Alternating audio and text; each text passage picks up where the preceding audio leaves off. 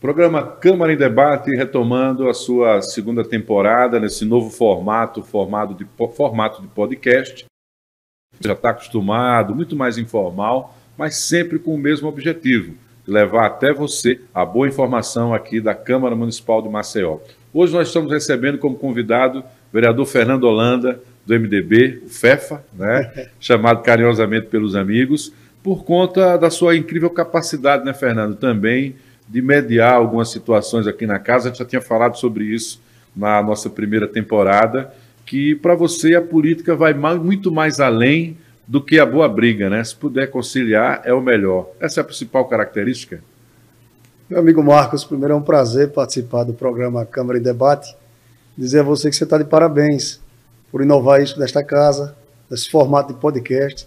Isso é muito bom para que os parlamentares possam colocar suas ideias, relatar suas histórias de vidas e colocar aqui os seus propósitos para com o mandato e para com o povo de Maceió.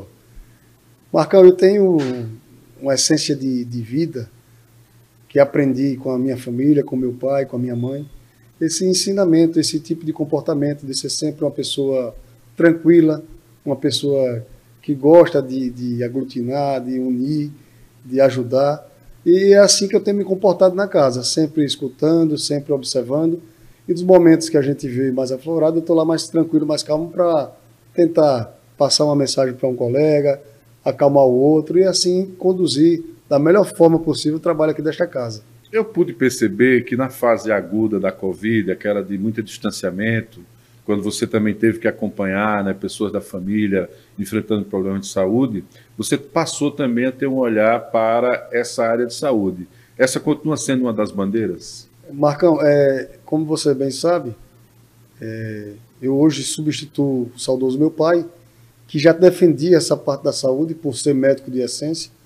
Isso eu aprendi junto com ele, na sua forma de fazer política, a cuidar das pessoas. E a maior forma que ele tinha para cuidar das pessoas era através da saúde. E isso a gente trouxe também para o nosso mandato. Foi uma das propostas que a gente colocou na nossa candidatura, e hoje eu defendo muito. No período da pandemia, a gente solicitava muito que fosse facilitado prioridades para vacina, para algumas pessoas, para alguns tipos de grupos especiais. As categorias. As categorias, né? Também, que tinha prioridades, para poder que voltasse logo o trabalho, o convívio, e a gente poder estar de forma harmônica trabalhando. Eu defendi também, Marcos, a parte da saúde, eu defendo até hoje. Foi uma indicação nossa e pelo que eu tenho acompanhado, logo será realizado, que eu defendo por conta de entender que existe esse gargalo dentro do sistema público de saúde sobre a questão de exames complexos e de também consultas mais especializadas. E hoje nós só temos para atender Maceió e Grande Maceió, que é o PAN Salgadinho, que isso realmente demanda um grande grupo de pessoas e sufoca aquele aparelho público. E a gente defende, e foi uma indicação nossa, já quando assumimos, que fosse feito outro aparelho de centro de diagnóstico com todas as especialidades do Salgadinho e com consultas mais especializadas na parte alta, para facilitar atender a parte que mais cresce em Maceió, para facilitar o deslocamento daquelas pessoas, porque imaginemos que a gente tinha um sistema chamado CORA, modificou agora. Parece que o sistema que está sendo utilizado pela prefeitura é bem melhor. Mas antigamente você marcava uma consulta pelo CORA, você tinha que descer para o Salgadinho, e muitas vezes você não conseguia por conta do horário, transporte, e muitas vezes você marcava uma consulta e perdia a consulta por algum problema de deslocamento e deixava de ali naquele momento atender a outra pessoa que estava na demanda reprimida, precisando ser atendido, precisando daquela consulta urgente. Então são algumas defesas que a gente traz com o nosso mandato, com o conceito de vida, sobre a questão da saúde, sobre a questão de facilitar e entender que esta parte de exames e de consultas são coisas que facilitam o diagnóstico e antecipa qualquer outra questão que venha complicar a saúde do ser humano. Você tem conseguido espaço, né, por meio da sua assessoria ou diretamente do contato aí com o executivo para garantir essa discussão, ou usa muito o ambiente do parlamento? Como é que você faz? O parlamento, na verdade, ele tem sido rápido e ágil sobre essas demandas da gente na casa.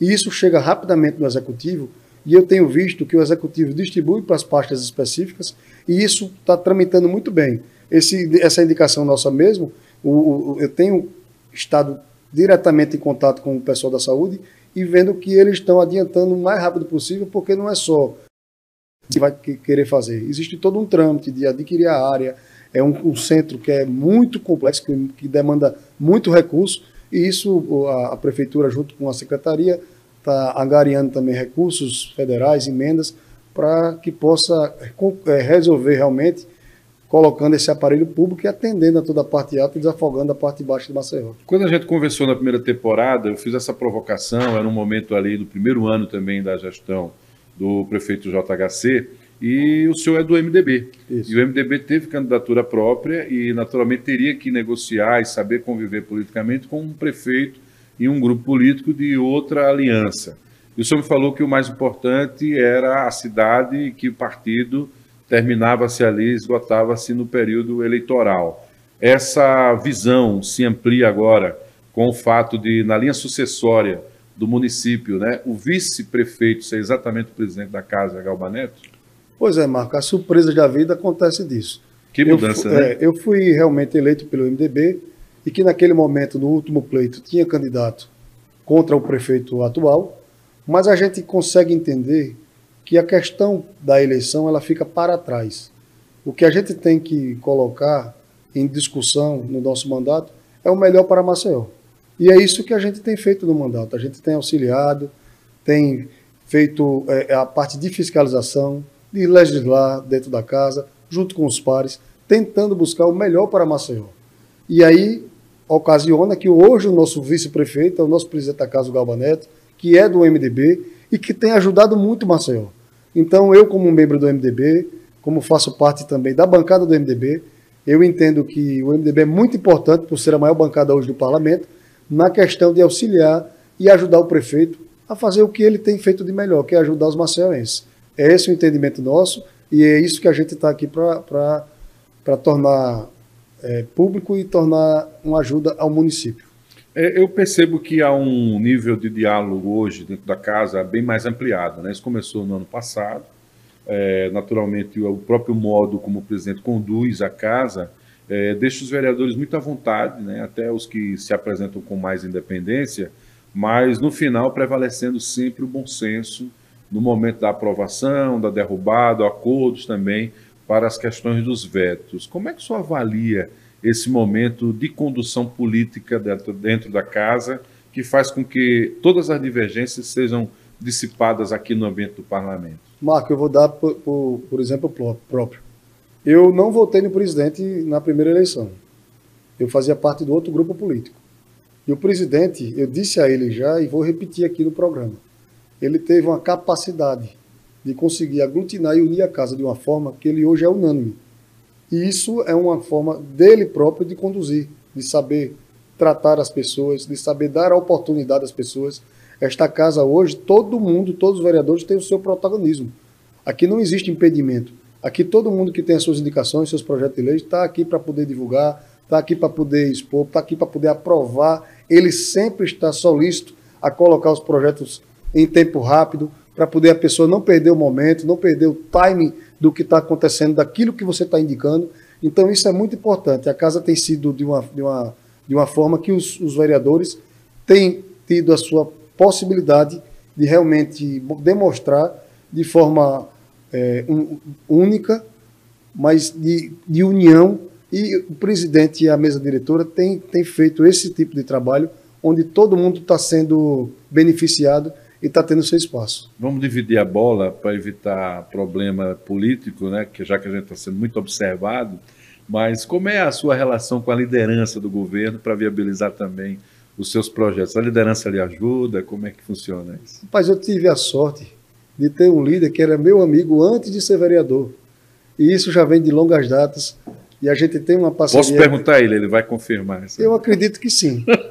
Mas assim, era um amigo que eu já tinha antes de ser vereador, antes de ser político, e a gente trouxe isso para o parlamento. Quando eu soube que ele ia ser o líder, para mim foi uma satisfação enorme. E hoje eu tenho sempre recorrido a ele quando eu tenho qualquer dificuldade, que não tenho, mas quando eu tenho qualquer dificuldade, sempre recorro a ele, e ele está sempre solícito para atender As demandas eu acho que de todos. Eu não sou o único diferenciado, não. Mas talvez por ter esse carinho, essa amizade com ele, ele está sempre lá, junto à Secretaria de Governo, junto às outras secretarias, tentando facilitar e ajudar os nossos pleitos. Como é que funciona esse trabalho? A gente sabe que existe uma estrutura grande, que é a estrutura do município, e ao mesmo tempo é a estrutura do executivo, aquela que é prática, né, a indicação, a cobrança, uma lei que efetivamente venha a ser aprovada, e ao mesmo tempo temos o parlamento. Precisa ir na secretaria ou, por exemplo, esse contato com o líder faz essa mediação? Como é que funciona? O contato com o líder ele facilita para agilizar. Certo. Mas o que eu tenho acompanhado... Já na própria casa, né? Na própria casa, mas o principal é quando sai da casa para o executivo.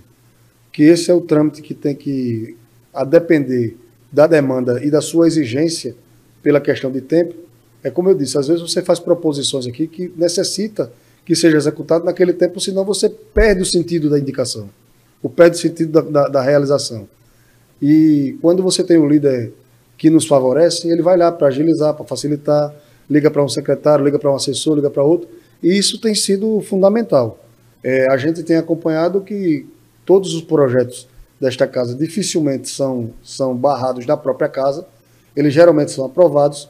O executivo, logicamente, quando é principalmente o projeto de lei que vem interferir, né, na lei orgânica, nas questões fundamentais e constitucionais do município, ou que vem afetar uma questão de orçamento, eles têm analisado de forma técnica, algumas coisas aprovam e o prefeito dá seguimento, outras coisas ele remete com veto para casa para que a casa possa apreciar. E é assim que tem andado de forma dinâmica, de forma inteligente, e Maceió tem tido um ganho muito grande, porque a gente vê diversas e diversas realizações que o prefeito tem executado que saem dessa casa, que são elaboradas por vereadores, por indicações, requerimentos, reformas, projetos de leis. E a gente vê que o prefeito vai lá, lapida, tenta fazer uma forma que agrade a indicação do vereador ou o projeto do vereador, mas também com a forma técnica que a prefeitura exige. E tem sido todos os dias a gente vê acontecendo isso aí, de forma, Marco, que a prefeitura também tem o seu ponto positivo da execução, o vereador ganha também por ter feito o seu trabalho realizado, mas quem mais ganha é o maceioense. Então é melhor trabalhar afinado? Melhor coisa que tem. Olha aí, né? O Fernando Holanda. Trabalhar afinado não tem coisa melhor. Uma revelação importante. Sem pressão, né? Sem pressão, né, Fernando? Fernando, o ano terminou com uma proposição sua a respeito de um grave problema que afeta a cidade, que é a questão dos efeitos da mineradora Braskem, né? Você fez uma apresentação já em plenário e já gerou repercussão até em Brasília, né? A gente conversou que uma assessoria especializada já estava mantendo contato. O que é que você quer colocar em debate ainda sobre esse problema dos bairros afetados pela mineradora? A discussão a qual eu fiz a proposição da audiência pública não é nem mais nada sobre a questão da interferência da Braskem sobre os moradores dos bairros afetados, mas sim do que isso está causando sobre a nossa Lagoa Mundaú. Na verdade, existe uma mutação do sururu que ninguém sabe explicar o porquê.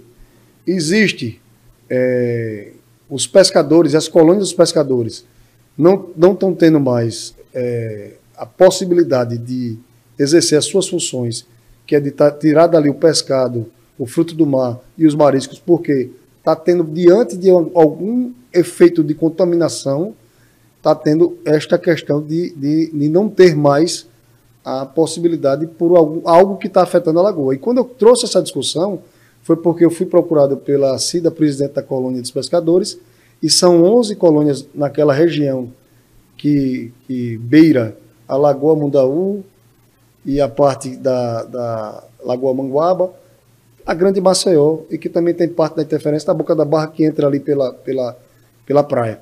Toda aquela região ali está sendo afetada, segundo informações, e aí eu não posso afirmar, por isso que a gente queria, nessa audiência, a própria Braskem, o meio ambiente, o IMA, a Defensoria, o Ministério Público, para entender o que está acontecendo. Eles me passaram também informação que o aterramento, por conta da questão da Braskem, já chega em torno de quase 11 campos de futebol que a lagoa já foi aterrada. Aquilo ali está fazendo com que a lagoa invada a parte da lagunar, correndo o risco até, segundo informações dele, se continuar desse jeito, aquilo ali vai transbordar para Brejal, para Alvegel, podendo chegar até ao mercado público. E essa é a nossa preocupação. E a Braskem, se realmente for o responsável por conta do afundamento dos bairros, ela tem uma grande responsabilidade, primeiro ambiental, que é um crime ambiental gigantesco, e segundo, sobre a questão também dessa possibilidade de afetar a nossa cidade, a nossa parte lagunar, destruindo toda a do Brejal e do Vergel. Então, de princípio, já é uma discussão para a audiência pública, é isso? Os itens que foram colocados pela provocação é justamente isso, sobre a questão do que está sendo afetado do pescado, dos mariscos e do sururu. O primeiro passo é esse, e que provavelmente, pelo que se diagnostica, é algo ambiental, de alguma coisa que surgiu, restou lá das extrações que tinham naquelas cavernas. Deve ser algo em relação a isso, que deve estar afetando a lagoa, e com isso está tendo essa dificuldade. Vou falar como químico, né? Pode ter alterado o pH da água, né? E, consequentemente, interferindo no processo de reprodução. Marcos, quando eu fui procurado, o que eles relatam, sem poder afirmar 100%, e tinha um advogado ambiental que representa parte dos pescadores, que ele praticamente ele cita que o crime é mais ou menos isso, é algo que tenha sido refletido por conta de algum produto químico da extração que eles faziam da salgema e que tenha afetado a lagoa, e por conta disso está tendo esse prejuízo enorme dos pescadores, e um crime nessa natureza, se de fato comprovado, um crime ambiental do nosso patrimônio, um dos maiores patrimônios que nós temos turísticos e patrimônio do nosso estado, do nosso município. É a referência da cidade, né? Pois porque o sururu, como gastronomia, faz parte da cultura da cidade de um modo geral. E por isso o senhor me coloca uma cadeia produtiva que está sendo prejudicada, afetada, né? E um sem número de pessoas, porque você tem quem pesca, quem tira a casca do sururu, o processo de repasse para os restaurantes e, por fim, o consumidor final. Então, quer dizer, é uma cadeia grande. É uma cadeia que está sendo afetada, né? Como impressionante. Desde o primeiro, que é o pescador, o marisqueiro, aquele que comercializa, e aquele que chega no produto fim, que é quem se alimenta. Então está todo mundo prejudicado por conta desta questão que está sendo afetada dentro da lagoa, que a gente precisa só diagnosticar e tentar resolver o mais rápido possível. Se a Braskem for realmente a culpada, que ela vá lá e faça o ressarcimento dos danos que está sendo refletido na lagoa. Vereador, eu vi algumas discussões aqui na casa importantes sobre a Braskem, que levam em conta o fato de que a gente está diante da maior tragédia urbana já registrada no mundo. Nos meus 50 anos de idade, já completados no ano passado, eu nunca ouvi algo tão sério como essa afirmação. E, assim, para alguém que trabalha no dia a dia da política, sua família que tem aí um compromisso, né, social muito grande e antigo, como é ver a cidade vivenciar essa realidade? Marcão, quando a Braskem, a Salgema, foi instalada aqui em Maceió, nos anos, eu acho que 1960, 70, por aí, o bairro do Sobral, o bairro do Trapiche, não existia a quantidade de moradores ciclo vizinho. Naquele momento que foi instalada aquela usina de soda, né? Soda, de tudo, o bairro, a localidade se permitia. Hoje, isso a gente já vem... Me lembro que meu irmão, quando era vereador, ele já dizia: nós temos uma bomba chiando dentro de Maceió, dentro do Trapiche da Barra, dentro do Pontal, e que a qualquer momento pode explodir ali e fazer uma contaminação de uma forma trágica, que vai trazer muitos prejuízos, inclusive mortes. Isso já era narrado muito tempo atrás. E a gente não sabia que, de fato, o que estava também acontecendo simultaneamente era sobre as extrações das cavernas do Pinheiro, do Sanatório, do Bom Parto e de regiões, sobre a questão do afundamento do solo por conta das extrações. Isso era outra coisa que estava paralelamente acontecendo e que ninguém sabia. A gente já temia por conta de realmente ter um polo químico dentro da cidade de Maceió, que qualquer vazamento, qualquer coisa ali, você contamina a região e contamina os os moradores e vai trazer se sabia doenças. do risco pelo produto, mas descobriu-se um outro risco maior, que seria essas cavernas, que não foram contestadas. Então, se de algum modo não foram contestadas, a empresa sabia, né? A empresa sabia, e a gente não pode também fechar os olhos para os órgãos públicos autores que permitiam, que licenciavam, porque também faltou fiscalização, faltou um aprofundamento sobre a questão das extrações de tudo, para saber a realidade de como era que estava aqueles bairros. Então, houve negligência, houve. Mas a gente também pode tirar a responsabilidade da Braskem, que foi muito maior, porque, como você bem falou, aquilo ali foi uma tragédia jamais vista. Eu acho que a gente só vê aquilo ali em cenas de guerra. Hoje a gente passa no bairro do Pinheiro e você pensa que é um cenário de guerra, realmente.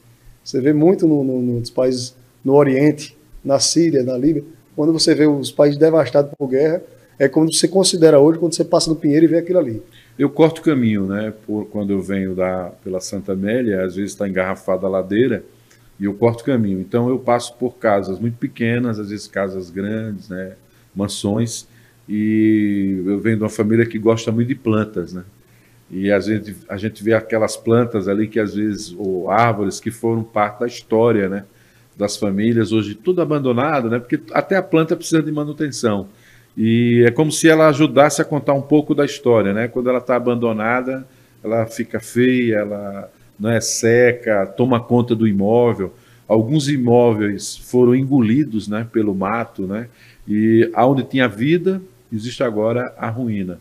E a ruína para a vida das pessoas. Porque uma coisa que eu descobri, vereador, quando você destrói um arruado, onde pessoas cresceram juntas por 20, 30, 40, 50 anos, onde eu sei da sua história, e isso se esfacela, né, se esfarela, cada um para um lado, eu não sei mais da sua história.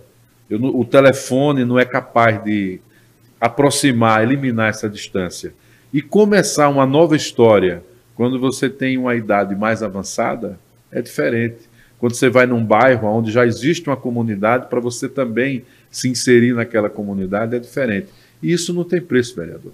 Eu, inclusive, pensando em não perder a história e resgatar a possibilidade de que filhos e netos pudessem ainda desfrutar daquela localidade com lembranças boas, nós protocolamos no primeiro mandato, quando aconteceu o problema todinho, uma indicação para que a Braskem, uma vez recuperada as cavernas, dando estabilidade que aquilo ali não vai mais cair, não vai mais ter nenhum tipo de problema, e uma vez já ressarcida todos os moradores, mas que ela fizesse alguma coisa ali e não tivesse benefício próprio com loteamento, alguma coisa para trazer uma nova realidade que perdesse a essência, que aquilo ali tornasse, e aí você falando de plantas, de coisas, a gente pediu, solicitou e foi aprovado pela casa que ali fosse um grande jardim botânico de Maceió, para que ali sim tivesse uma vontade de as pessoas voltar ali e ver uma vida diferente, uma vida através das plantas, através de jardins, através de tudo isso que representa a vida. Mas que a Braskem não pudesse tornar ali algo que ela viesse comercializar de novo, e sim, em respeito, fazer algo que a gente pudesse até, dentro desse jardim botânico, criar um memorial de referência às pessoas que realmente morreram, porque morreram, Marcão. Morreram de sofrimento, não morreram porque a casa desabou com ninguém, mas morreram de depressão. Morreu porque de frustração, de pânico, de tudo, de saber que uma vida foi-se embora. Então essas pessoas merecem ter a sua memória resgatada. O bairro é um bairro que tem muitas lembranças, Pinheiro, Sanatório, Bom Parto, ali é uma região de muitas histórias, de muita coisa que Maceió vivenciou e aconteceu e cresceu por aquela região. Até recentemente, eu acho que meu tio foi um dos últimos a sair, porque ele não queria sair. Ah, você conhecia a área, você andava na região? Demais, o Pinheiro principalmente, Sanatório, tinha familiares que viviam lá, e a gente brincava, eu com 8, 10 anos, ia para casa do meu tio, batia aquele Pinheiro, Jardim, a casa, Sanatório, a pé ali, de bicicleta, rodava aquilo ali tudinho. E tinha colegas que moravam no conjunto de Valdo Suruagi, no Jardim das Acácias, então aquilo ali tem uma história, porque a gente morava próximo da Vinda Rotary, mas a gente sempre estava lá por causa do meu tio que morava lá, de outros parentes, e a gente viveu aquela vida ali durante um bom tempo da adolescência. Então eu me lembro cada detalhe dali do Pinheiro, do Sanatório, então traz uma lembrança. E quem viveu lá, aí é que tem mais saudade ainda, que tem mais que ter este reconhecimento e essa memória viva, de alguma forma que a Braskem possa trazer aquilo ali, uma utilidade pública para Maceió, para que eles não percam a referência e não percam a vontade de estar ali. Eu vi relatos aqui de pessoas que perderam contato com a vizinhança durante a compra do pão e falava que parava 5, 10 minutos no Senadinho da esquina antes de voltar para casa. Ou que no final de semana, o primeiro aperitivo, ou depois, antes do almoço, e era a terapia que nunca precisou. E agora, por conta do abandono, passou a depender também de um terapeuta, porque perdeu esse convívio com as pessoas. Para finalizar, vereador, um problema também causado pela questão dos bairros é que não bastasse o crescimento de Maceió, não é, de forma desordenada em algumas áreas, eliminar 4 bairros fez essas pessoas se espalharem pela cidade. Ao mesmo tempo, Maceió precisa discutir o plano diretor. E há uma expectativa de que ele seja encaminhado aqui para casa. O senhor também tem a expectativa de debatê-lo? Marco, tenho uma vontade enorme de debater, principalmente por conta dessa transferência de regionalização da parte dos afetados da Braskem. Hoje eu já fiz algumas perguntas, que eu faço parte da Comissão de Saúde, sobre essas demandas, para onde foram deslocadas, e assim como eu também tenho curiosidade para saber se a educação também tem reflexo disso, porque o atendimento de saúde que o bairro oferecia, as pessoas passaram a morar em outra localidade. Isso está sendo atendido aonde? Os alunos daquela região foram para outra localidade. Isso está sendo atendido aonde? Sobrecarregou, não sobrecarregou? Sobrecarregou. Para onde foi que Maceió cresceu? Aonde é que o nosso plano diretor, a gente precisa diagnosticar e botar os avanços que Maceió precisa? A gente sabe que Maceió tem déficit de creche. Então, eu hoje, pelo pouco que eu andei de 1 ano e meio para cá e tive a oportunidade de enxergar, a parte que mais cresceu foi a parte da cidade universitária e Benedito Bentes. Ali, com aqueles conjuntos Gran Jardim, não sei o quê, são vários conjuntos, foram várias habitações, e ali a gente viu que houve uma certa recepcionalidade do povo do Braskem. Mas é preciso que Maceió faça esse levantamento de fato, para que a gente tenha uma discussão do plano diretor de fato, com números e podendo enxergar onde é que Maceió precisa crescer, onde é que precisa ser feitos os investimentos e onde é que a gente precisa desenvolver. Este é o retrato que eu defendo muito, Marco, dessa questão do plano, que já teria que estar nessa casa para a gente discutir há muito tempo. Muito bem. Vereador Fernando Holanda, obrigado pela sua presença, sucesso na caminhada agora nesse segundo biênio, que essa e outras pautas possam voltar aqui também como discussão no Câmara de Debate, para você tomar conhecimento, mas também acompanhar pelo YouTube, não só o nosso programa, como as transmissões ao vivo aqui do plenário da Câmara de Maceió. Até uma próxima oportunidade.